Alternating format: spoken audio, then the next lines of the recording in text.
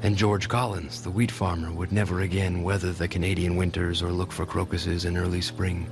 His sowing and reaping were finished. The harvest was in.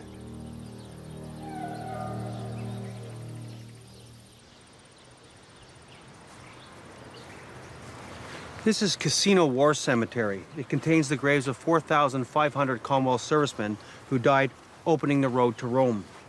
There are New Zealanders buried here, Indians, British, and 855 Canadians.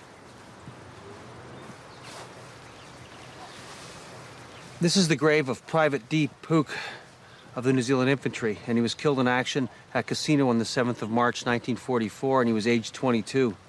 You can see that his family has come here and put his photograph on the grave and created a special memorial for him. It's very touching.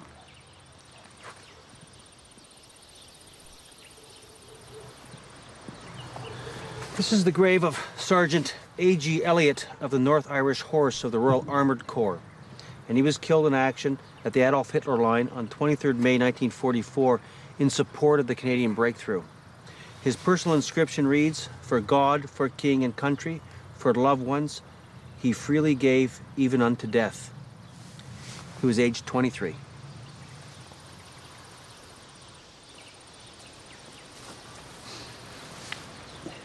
Here are two graves of Indian soldiers buried in the cemetery. This is Rab Nawaz of the 6th Rajputs, and he's beside Abu Zar Khan of the 6th Rajputs. They were both killed at Casino in March 1944, and they're both 17 years old.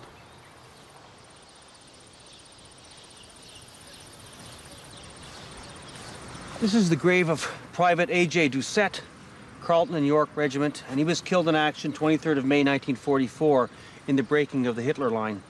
It's very touching to see that his family have brought a rosary to hang on his grave and a crucifix. It shows that he's not forgotten.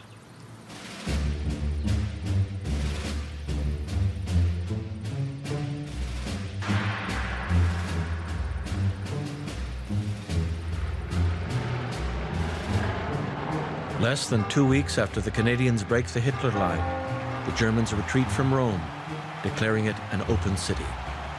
And American and Canadian Special Forces enter on June 4th, 1944. It is a day of celebration. Just 300 kilometers away, the Germans prepare a seemingly impregnable position, built into the ridges and mountains of northern Italy, ideal defensive terrain. It will be the ultimate test for the Canadians, the Gothic Line.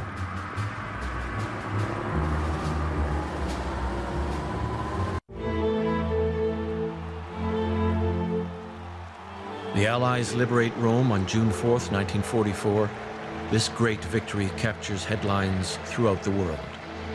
But just 2 days later, other Allied armies land in Normandy, and D-Day and the war in France throw the Italian campaign into shadow. The troops now make a bitter joke. They have become the Spaghetti League, the D-Day Dodgers.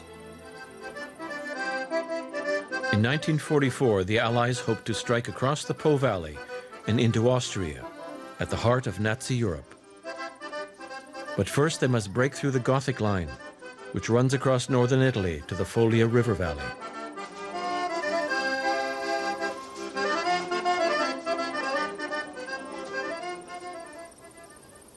This is the Foglia River Valley.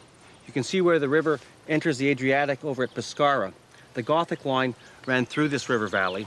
It was typical of all German defenses in Italy. They took advantage of every contour, lots of minefields out in front, barbed wire, concrete machine gun posts, always interconnecting with lots of anti-tank weapons. The Canadians were up on these hills, and this time they're going to try something different. There would be no advanced bombardment. They're going to surprise the Germans. So on the morning of August 31st, 1944, the Canadians attacked into the valley.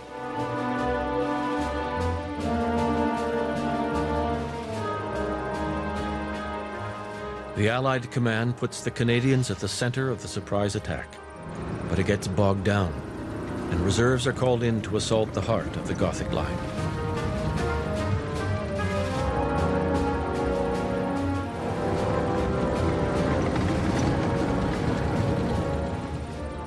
Waiting to advance with the Perth Regiment is 20-year-old Private Stan Seslowski.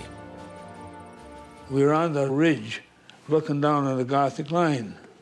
Well, we couldn't see anything, but it was quite a vista, you know. And then we watched as bombers came over and bombed the line.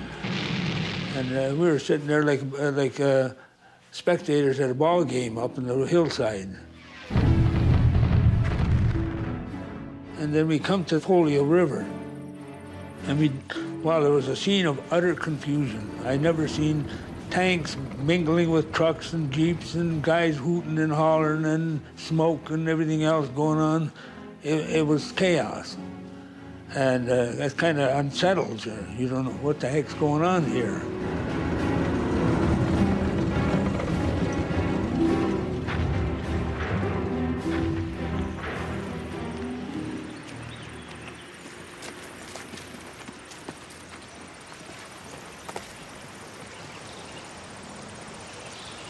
This is Folio River, and it was just a stony bed. Nothing at all like this. I can't believe it. I don't think anybody else that was in my platoon would recognize it. It's amazing. The first wave of the attack falters, and D Company of the Perth Regiment is ordered to advance into enemy machine gun positions and minefields. Sergeant Rowe, Blackie Rowe from Kincardine, Ontario, one hell of a guy.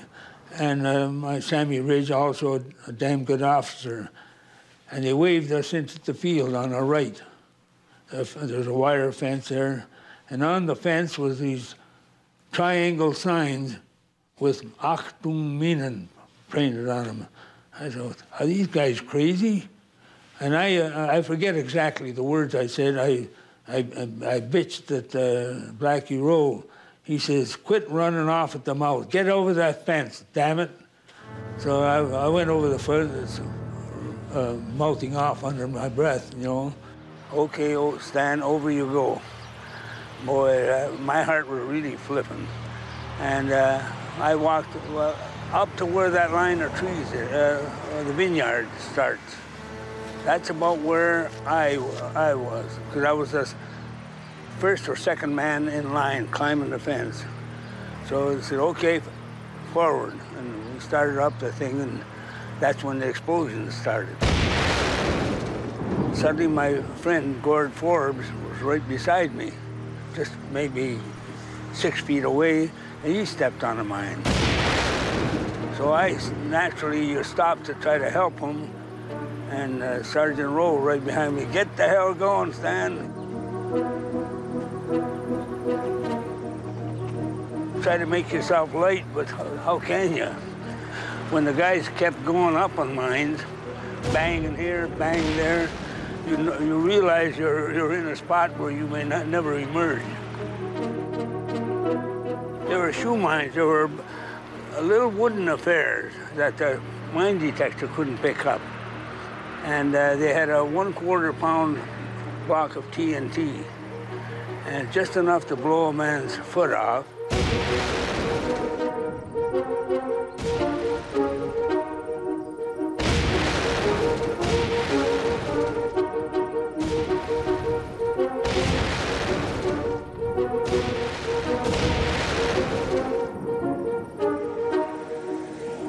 We got up to the road, and it was all bodies were scattered all over this road.